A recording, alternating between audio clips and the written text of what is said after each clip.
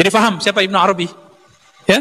Kenapa Ibnu Arabi menyebut wahdatul wujud? Ini yang dipretelin, yang dipalsukan oleh orang-orang yang ingin memalsukan tasawuf dari kalangan kebatinan. Yang kemudian digoreng oleh pembenci tasawuf, termasuk Ibnu Taimiyah. Tapi beliau sudah tobat di akhir hayatnya.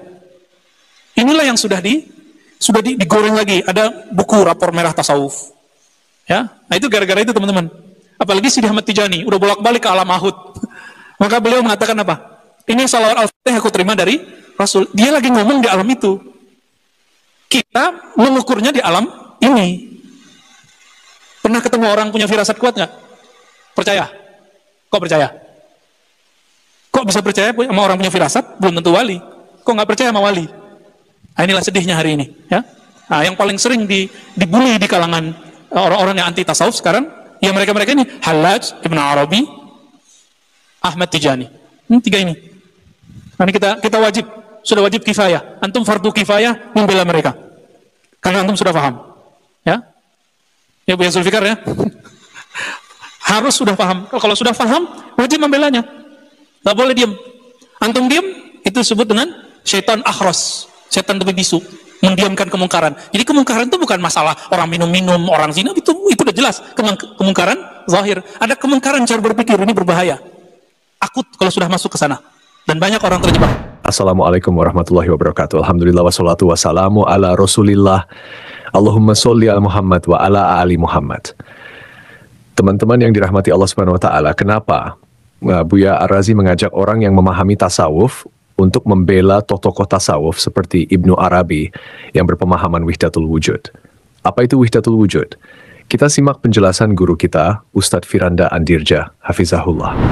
فَبِأَيِّ آلَاءِ رَبِّكُمَا تُكَذِّبَانِ.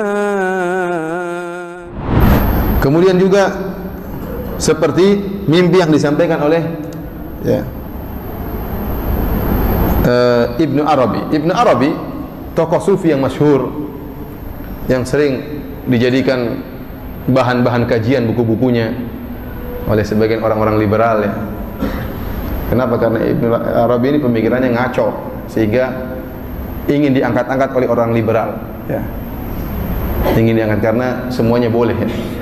Sehingga dia mendapat ada ulama Islam yang menyatakan demikian. Ini tidak semua ulama benar, ini ulama yang ngawur, di antaranya Ibnu Arabi. Ibnu Arabi punya buku, ya, dia adalah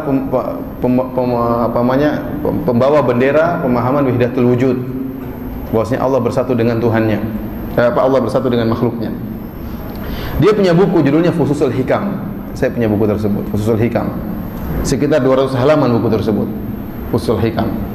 Dan Fusul Hikam ini buku sebenarnya yang sudah jarang ada, akan tapi ditahqiq, yaitu dirubah dari dunia transkrip menjadi dunia komputer, ditulis kembali dan menjadi risalah atau tesis yang ditulis oleh seorang dengan dosen membimbingnya orang orientalis. Jadi memang orang orientalis ingin buku-buku seperti ini tersebar. Saya punya buku cetakannya seperti itu. Ini merupakan proyek tesis yang dosen bimbingnya adalah orang kafir.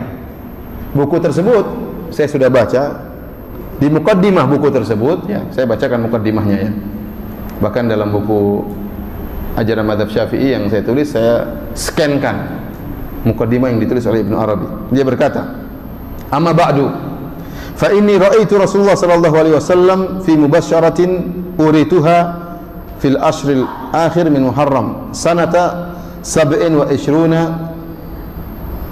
600 di Mahrus Dimashq." Dia mengatakan, sungguhnya aku telah melihat Rasulullah SAW dalam suatu mimpi yang menggembirakan ya, pada tanggal 10 hari di tanggal 10 terakhir dari bulan Muharram, itu mungkin tanggal 20 Muharram ya, pada tahun 627 Hijriah di kota Damaskus. Wa biyadihi sallallahu alaihi wasallam kitabun. Dalam mimpi tersebut Rasulullah SAW membawa sebuah buku. Faqala li, maka dia berkata kepadaku, kata Ibnu, antum tahu Ibnu Arabi, ma'ruf kan? Ibnu Arabi sering disebut oleh orang sufi. Ibnu Arabi. Orang sufi dan orang liberal sering menyebutkan. Maka kata Ibnu Arabi, Rasulullah SAW memegang sebuah buku, kemudian dia berkata, "Hadza Kitabu Fususil Hikam. Ini adalah kitab judulnya Fususul Hikam. Khudhu wa akhrij bihi ilan nas yantafi'una bihi. Ambil buku ini dan sebarkan kepada kaum muslimin, semoga mereka mengambil manfaat dari buku tersebut. Faqultu as-sam'a wa ta'a lillahi wa li rasulihi wa ulil amri minna kama umirna. Maka aku katakan kepada Nabi SAW, saya mendengar dan saya taat kepada Allah dan Rasulnya dan kepada ulil amri sebagaimana kami diperintahkan. Fahaqaqtul umniyata wa akhlastun niyyah wa jarratul qasda wal himmah ila ibrazi hadzal kitab kama haddahu li Rasulullah SAW. Maka saya pun, ya, setelah dia bangun, maka dia mengatakan, saya pun berusaha mewujudkan angan-angan Nabi SAW. Nabi mengatakan, keluarkan ini, sebarkan ke masyarakat. Saya pun mengikhlaskan niat saya. Saya murnikan tujuan saya dan semangat saya untuk mengeluarkan buku ini sebagaimana yang telah dijelaskan oleh Nabi SAW. Min ghairi ziyadatin wala nuqsan. Katanya, saya akan sebarkan buku ini sebagaimana yang ditunjukkan oleh Nabi, tanpa ada tambahan dan tanpa ada pengurangan. Persis seperti yang disampaikan oleh Nabi. Wa sa'altullaha ta'ala an yaj'alani fihi wa fi jami' ahwali. Kemudian dia berdoa kepada Allah agar dimudahkan. Akhirnya dia pun menulis buku itu, Fususul Hikam. Berapa halaman tadi? 200 halaman. Ngakunya dia ini dari Nabi SAW. Apa isi buku Fususul Hikam? Ya, dalam buku tersebut menyebarkan tentang pemahaman Wihdatul Wujud. Bahkan dia meyakini Fir'aun meninggal dalam keadaan iman, masuk surga Fir'aun. Repot. Dalam buku Fususul Hikam. Kalau Fir'aun aja mau surga, apalagi kita, ya. Fir'aun mengaku Tuhan mau surga, apalagi kita. Kalau Fir'aun mau surga, seluruh alam semesta ini masuk surga. Iblis saja kalah dengan Fir'aun. Iblis saja nggak pernah ngaku jadi Tuhan. Fir'aun kebablasan, ngaku sebagai apa? Tuhan. Iblis mungkin juga kaget, ini Fir'aun hebat banget ini. Saya pun tak berani. Artinya kalau Fir'aun aja mau surga, apalagi apa? Iblis. Padahal dalam Al-Quran tidak ada manusia yang Allah sebutkan namanya Allah habisi seperti Fir'aun. Diulang-ulang kisah Fir'aun ngaku sebagai Tuhan. Ya, ada orang ngaku sebagai Tuhan selain Fir'aun ada, namun tidak disebutkan namanya. Satu-satunya orang disebutkan namanya kemudian diceritakan sejarahnya dengan panjang lebar adalah Fir'aun. Dan Allah telah sebutkan dalam Fir'aun di neraka Jahannam. Dalam banyak ayat disebutkan. Tiba-tiba Ibnu Arabi dalam kitabnya Fususul Hikam tadi dan dikatain dari Nabi bahwasanya Fir'aun masuk surga. Bahkan dia mengatakan, adapun Fir'aun, ya, yang mengatakan ana rabbukumul a'la, aku adalah Tuhanmu yang maha tinggi, kata Ibnu Arabi, fasahha qauluhu ana rabbukumul a'la wa in kana ainal haqqi fasurah li Fir'aun. Fir'aun berkata, adapun perkataan Fir'aun aku adalah Tuhan kalian yang maha tinggi adalah perkataan yang benar. Kata Ibnu Arabi, perkataan Fir'aun aku adalah Tuhan kalian yang maha tinggi adalah perkataan yang benar, karena Fir'aun zatnya adalah Allah itu sendiri, meskipun rupanya adalah rupa Fir'aun. Karena dia mengaku Allah bersatu dengan apa? Makhluk. Di antaranya Allah bersatu dengan Fir'aun. Kekufuran apa lagi yang lebih parah daripada ini? Kalau ini ajaran Nabi terus bagaimana? Terus yang aneh juga, sekarang dia mimpi Nabi bawakan buku berapa halaman? 200 halaman. Nah, berarti mimpinya lama dong.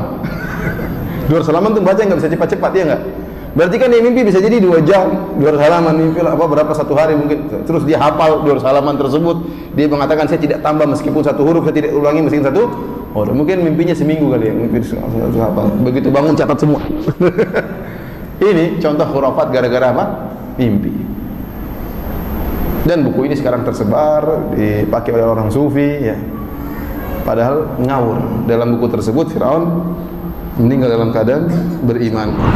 Teman-teman yang dirahmati Allah Subhanahu wa Ta'ala, Ustadz Firanda Andirja Hafizahullah ini membahas tentang pemikiran kontroversial Ibnu Arabi, seorang tokoh sufi terkenal yang dikenal dengan konsep Wihdatul Wujud, kesatuan wujud, yaitu pandangan bahwa Allah menyatu dengan makhluknya. Menurut Ustadz Firanda Hafizahullah, konsep ini dinilai menyimpang dan banyak menarik perhatian kalangan liberal. Ibnu Arabi juga menulis buku berjudul Fusus Al-Hikam, yang menurut Ustadz Firanda Hafizahullah merupakan salah satu sumber ajaran Wihdatul Wujud. Buku ini telah banyak dipelajari termasuk oleh kaum orientalis, peneliti barat non-muslim, yang dianggap memiliki motif untuk menyebarkan pandangan-pandangan yang berlawanan dengan ajaran Islam. Dalam buku tersebut, Ibnu Arabi mengklaim bahwa ia pernah bermimpi bertemu Rasulullah yang mengarahkannya untuk menulis buku itu. Ustadz Firanda Hafizahullah menyoroti bahwa beberapa pandangan Ibnu Arabi di dalam buku tersebut bertentangan dengan akidah Islam yang dianut oleh ulama-ulama Islam. Demikian video yang kita dapat bagikan kali ini. Semoga bisa memberikan pencerahan bagi kita semua. Mohon maaf jika ada kekurangan. Barakallahu fikum. Assalamualaikum warahmatullahi wabarakatuh.